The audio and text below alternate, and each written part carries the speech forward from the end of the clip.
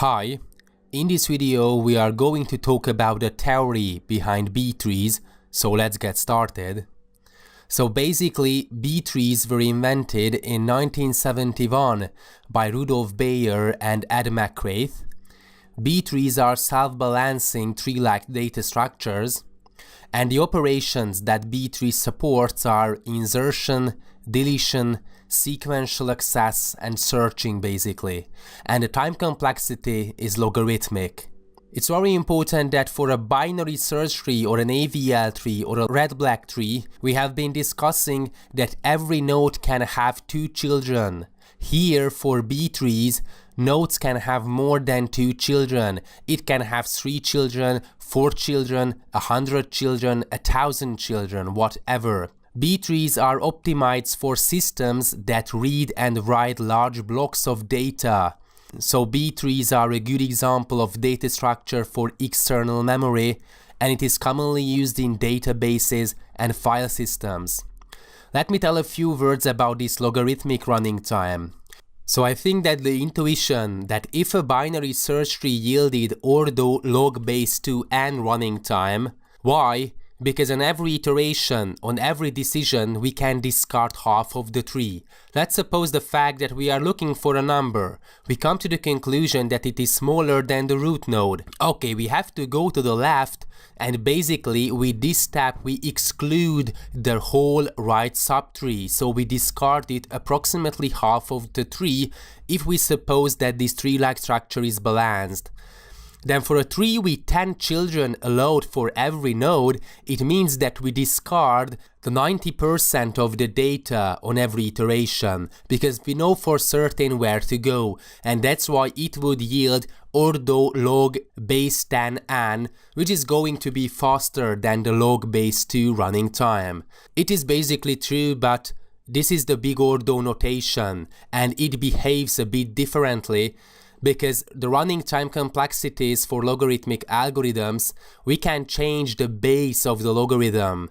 And this is the formula. If we have the log base a for n, then we can rewrite it for the log base b n.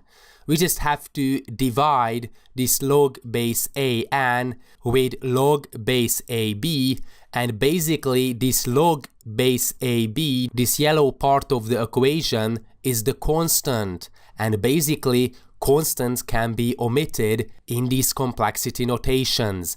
So basically, if we have an ordo c times n, where the c is a constant, then it can be reduced to c times ordo n, which is going to be ordo n.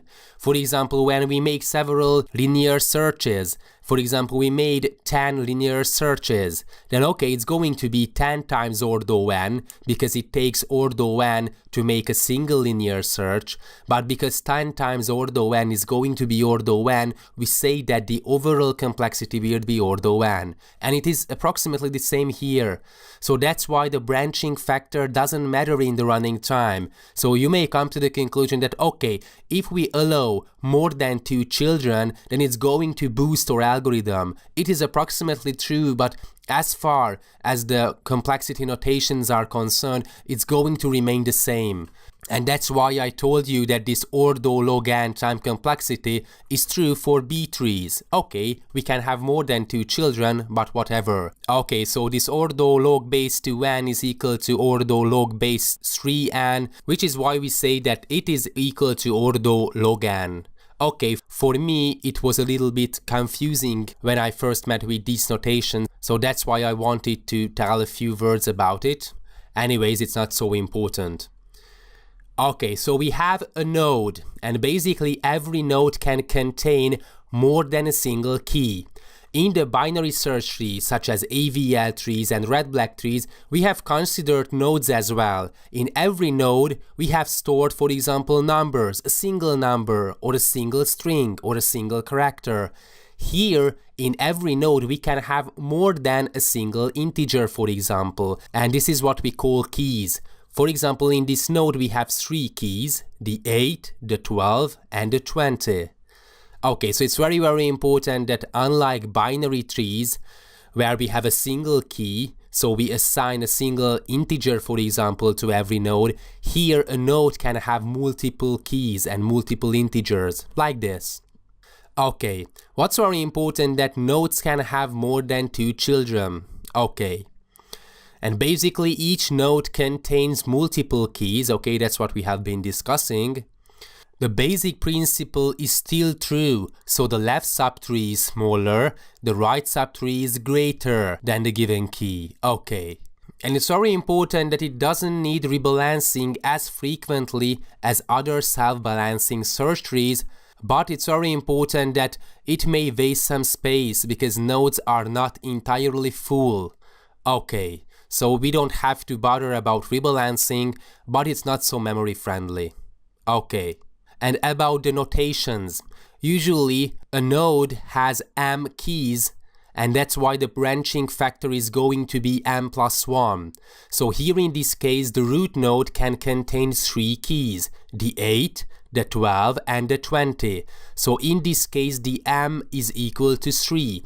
The branching factor is 4, so m plus 1. What does it mean? That if a node can contain 3 keys, then it can have 4 children. A left child, basically 2 middle children, and a single right child. And it's true that the left subtree is going to be smaller than the given key, and the right subtree is going to be greater than the given key. So the basic principles that we have been discussing for binary search trees are going to be the same, and that's why we can say that the B tree is the generalization of the binary trees. Okay. I would like to tell you a few words about the most popular B tree, the so-called 2-3 B tree. Why is it called 2-3? Because every node can have 2 data elements or keys at most, and every node can have 3 children at most. So what does it mean? For example, take a look at this illustration. The root node contains just a single item.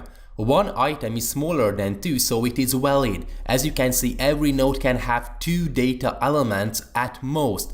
So a single node can contain 1 item or 2 items, or we usually call it keys, by the way. Anyway, it's not that important how we call it.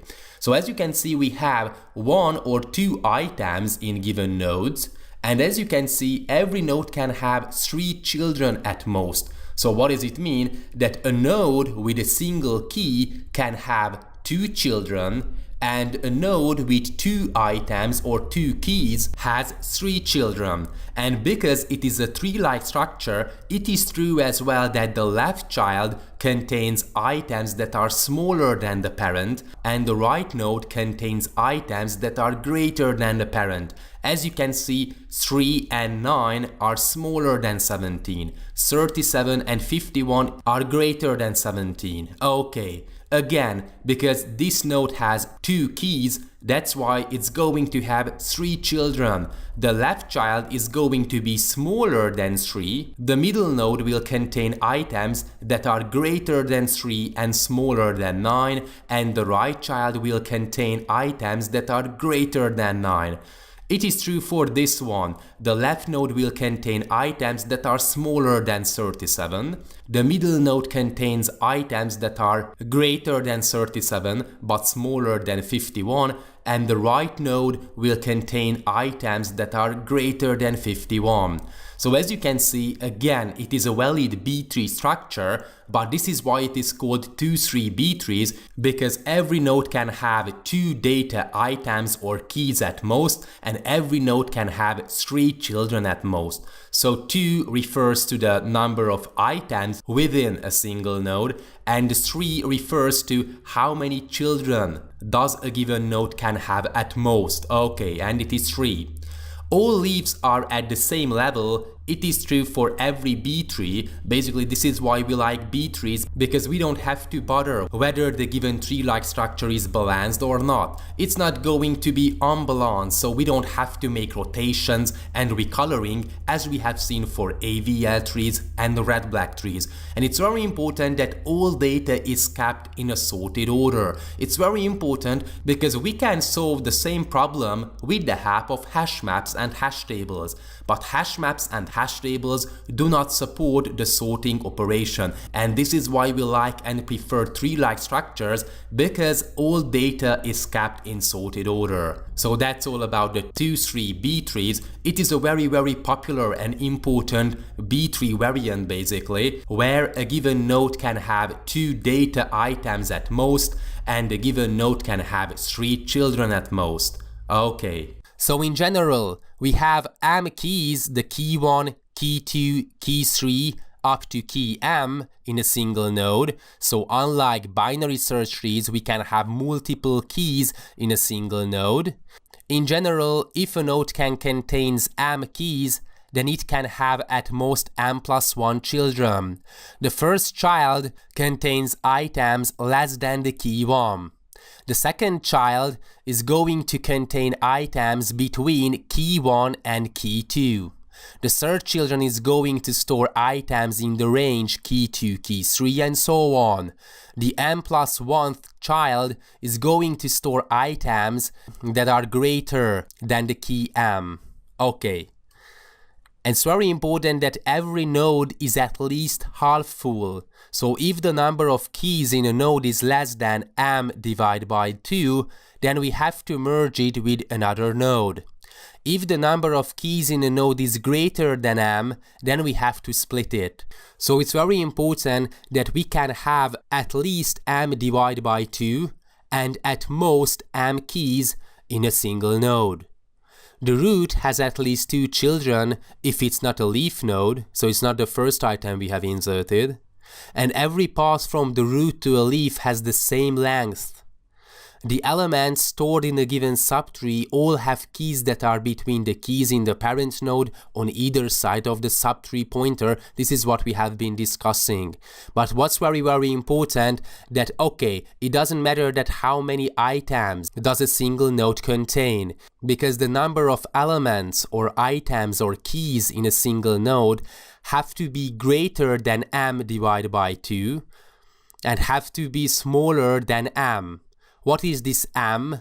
M is basically the number of keys we can store in a single node. So that's all about the basics for B-trees. And what's very important, that here in this case, instead of storing a single key, we can have as many keys as possible in a single node. And because we can have as many keys as we want, that's why a single node can have as many children as we want. And another important feature is that the number of keys in a node cannot be less than m divided by 2 and cannot be more than m. It's very important. That's why we have to merge nodes, and that's why we have to split nodes in order to make sure that these constraints are met. Thanks for watching.